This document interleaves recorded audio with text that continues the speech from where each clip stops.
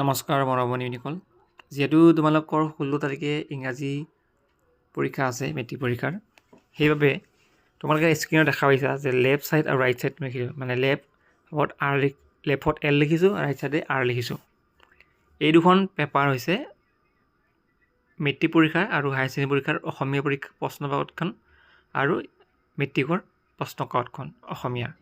এতিয়া আমি ইয়াৰে ভিত্তিত ইংৰাজীৰ ৰচনা কি আহিব পাৰে সেই বিষয়ে আলোচনা কৰিম।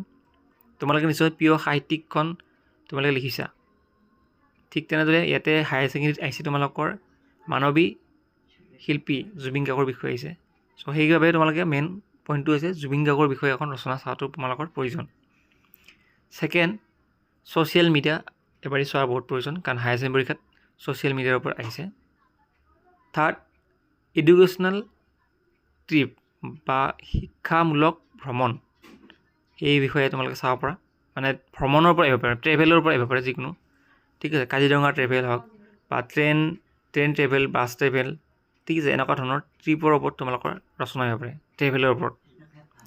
তাৰপিছত তোমালোকৰ ভিজিটৰ ওপৰত চাবা, কাজিৰঙা ভিজিট এনেকুৱা ধৰণৰ, বা কাৰেংঘৰ ৰংঘৰ ভিজিট এনেকুৱা চাবা। তাৰপিছত স্পৰ্টৰ ওপৰত চাবা, খেলা ধূলাৰ ওপৰত ইংৰাজী। তাৰপিছত গ্ৰন্থমেলা বুলি কয়, বুক ফেয়াৰ হওক, এইবোৰৰ ওপৰত তোমালোকে চাবা।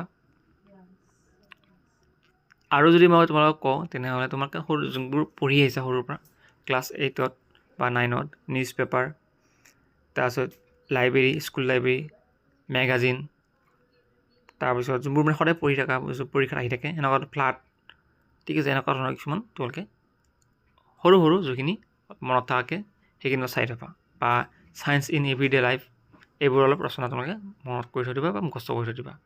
Thank you so' much.